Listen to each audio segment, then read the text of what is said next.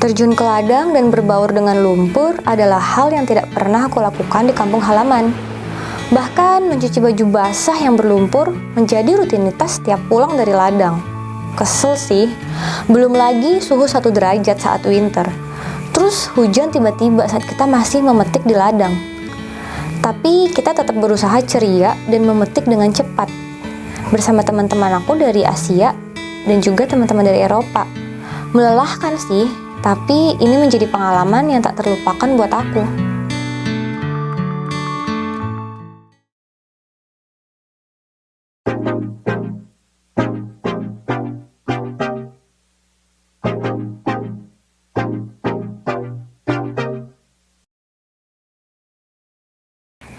Hello, what's up guys? I hope you are doing well. So, di video kali ini aku bakalan share my experience waktu jadi petani di Australia. Well, sebenarnya pengalaman ini aku ambil karena as a requirement to extend my visa. Jadi aku pursuing 88 days di regional area. Dari video sebelumnya kalian udah tahu kalau pertama kali aku ke Australia itu datang ke Sydney.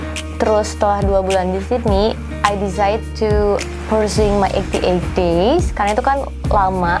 Dan akhirnya aku decide untuk pergi ke Gatton. Jadi aku flight dari Sydney ke Gatton, yaitu di state Queensland, yang mana Gatton itu adalah 1 jam dari Brisbane. So guys, setelah sampai di Gatton, jadi kita tuh, aku sama teman-teman, khususnya teman-teman backpacker dari Indo dan juga dari berbagai negara, kita start untuk find a job in a farm, dan kita tuh message one by one ke kontraktor di daerah Gatton tersebut. Karena memang Gatton ini terkenal banyak banget kontraktor yang sudah kerjasama dengan farmernya. Jadi kalau misalkan ada teman-teman kita yang kerja melalui AgriLabor, melalui website resmi, tapi di Gatton ini kayak memang jarang banget. Tapi ada beberapa yang kayak rugby farm, something like that. Dan kita dapetin, mostly dari kita dapetin farm job di Gatton itu melalui message reach out to kontraktornya langsung. So guys, setelah perjalanan panjang, jadi aku stay di sini selama 2 bulan kan. Pertama aku dapetin job is red, which is itu rate-nya kayak kecil banget. Dan setelah itu akhirnya aku dapetin hourly rate di farm brokoli.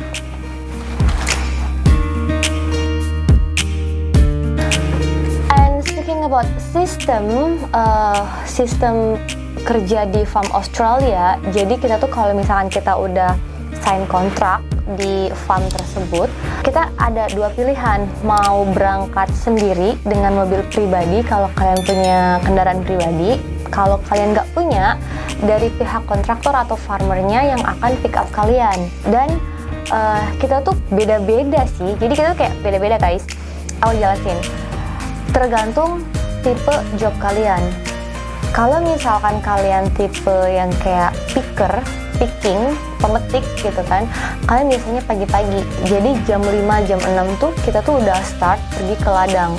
Dan dari tempat tinggal kita menuju ladang itu sekitar 1 hour, 1 jam.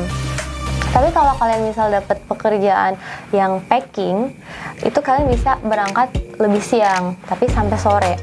Well guys, waktu aku kerja di farm, saat itu tuh seasonnya lagi winter, which is itu adalah musim dingin, yang mana aku harus berangkat ke ladang, ke farm itu saat suhunya itu 1 derajat. Jadi kayak aku pernah 1 day until 3 days, jadi suhunya tuh bener-bener ekstrim di 1 derajat, 5 derajat, bahkan windy. Jadi bener-bener anginnya tuh dingin banget sampai tangan kita para pemetik itu bener-bener freezing. Jadi memang kayak banyak kabut. Walaupun kita udah pakai baju berlapis 4 dan kita pakai sepatu boot, tapi boots kita tuh tetap keisi air karena embun-embun dari daun-daun yang ada di ladang brokoli tersebut. Jadi tanah-tanah juga becek dan itu kalian bakal berbaur dengan lumpur. Dan selama aku kerja di ladang brokoli ini, jadi dalam sehari itu para picker, biasanya kita kayak ada 2 kelompok gitu guys. Jadi kayak kelompok 1 4 orang, kelompok 2 4 orang, kayak satu kelompok itu 3 sampai 4 bin. Terus kita petik brokoli itu kayak following, ngikutin si traktornya. Jadi si traktor itu bakalan tetap berjalan, terus kita itu kayak squat jongkok sambil metik brokoli. Kalian bayangin tough-nya kayak apa? But ya udah, kita kayak fun aja. Dan dalam sehari itu kita petik brokolinya sebanyak 24 bin sampai 30 bin. Nah, setelah brokoli itu dipetik nih oleh para picker, brokoli tersebut dimasukin ke shade, difilter lagi. Jadi kayak misalkan sesuai ukuran brokoli ya kan, itu kayak ada premium dan juga reject. Dan setelah disaring dan dipilah-pilah di shade oleh tim sendiri, brokoli tersebut langsung didistribusikan ke supermarket yang ada di Australia. Alright guys, so berbicara mengenai gaji di farm Australia, berapa sih salary yang kalian dapetin saat kalian menjadi pemetik atau picker, packing atau trimmer di perkebunan Australia? So, mostly kalau kerja di perkebunan Australia itu rate-nya tuh kayak flat rate sama, dan itu sudah sesuai perundangan dari government Australia-nya sendiri, yaitu $23,66 per jam. Oke guys, ini berdasarkan slip yang aku dapetin di farm brokoli. Jadi setelah aku total, aku bekerja di ladang brokoli itu sebanyak 92 jam, dan itu selama 15 hari.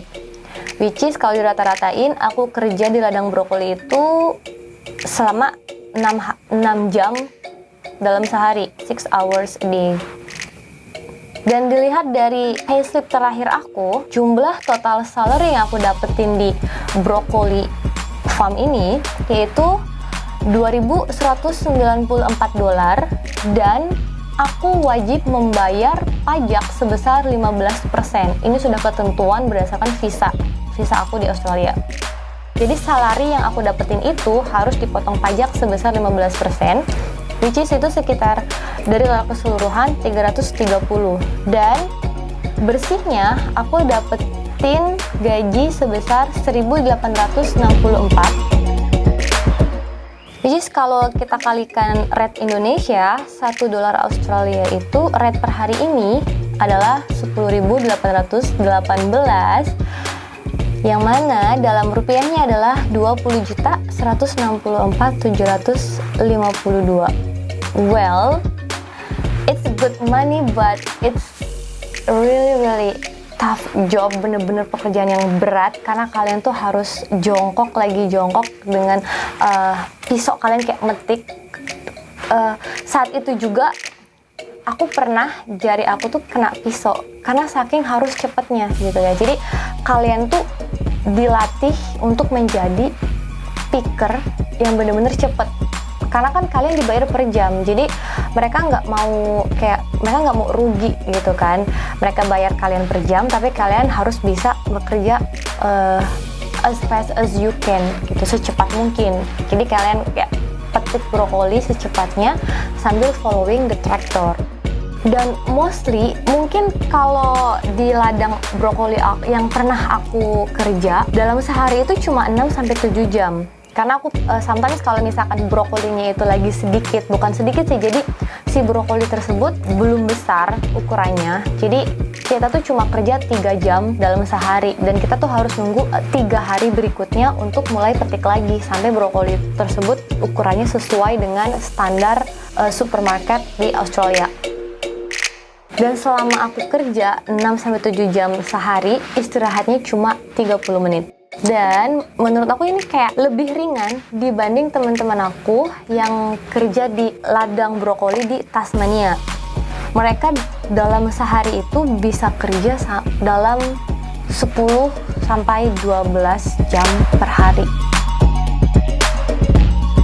But guys, saat di lapangan, memang ini jenis pekerjaan benar-benar berat banget, karena buat aku juga ini pertama kali. Tapi aku menemukan para backpacker itu benar-benar fun.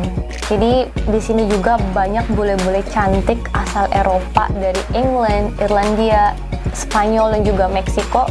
Mereka mau terjun ke ladang untuk menjadi petani di Australia. Nah, kenapa aku kerja di ladang brokoli cuma 15 hari, which is aku stay di Gaten itu selama 2 bulan, dan kerjaan di sini tuh kayak nggak setiap hari ada, terus backpacker juga bener-bener around the world, dan lingkungan di sini, environmentnya kayak kotanya tersebut bener-bener sepi. Jadi this reason yang membuat aku kayak I'm not sweet living in this city, karena jam 6 sore aja di sana tuh kayak udah bener-bener gelap. Jadi lampunya tuh nggak setiap gang gitu loh guys. Jadi bener-bener apa sih, gelap. Terus jam 6 sore kayak kalau kita mau groceries aja tuh harus nunggu besok lagi. Jadi memang alasan ini yang membuat aku gak betah untuk berlama-lama stay in rural town. Yang pada akhirnya I decide to solo travel, pindah. Jadi karena alasan ini, I said to my friend, aku mau pergi sendiri, pindah tempat dari Gaten ke Cairns. Tapi itu masih dalam state yang sama, yaitu Queensland. Daerah ini merupakan daerah Northern Territory, which is itu yang memang eligible untuk 88 days kalian. Nah guys, jadi setelah aku decide pergi ke Cairns, kenapa aku ke Cairns? Karena di Cairns itu adalah kota yang famous dengan tourist attraction. Karena Cairns famous dengan Great Barrier Reef, jadi memang tempat dikunjunginya banyak turis dari Asia dan juga dari Eropa. So, yang pada akhirnya aku stay di Cairns lebih lama dibanding state-state lainnya. So guys, mungkin itu aja yang bisa aku sampein di video kali ini. Kalau kalian ngerasa informasi ini berguna buat teman-teman kalian, so please guys share this video. Jangan lupa untuk subscribe dan hit notification bell so kalian bakal update for next video. See you and bye-bye!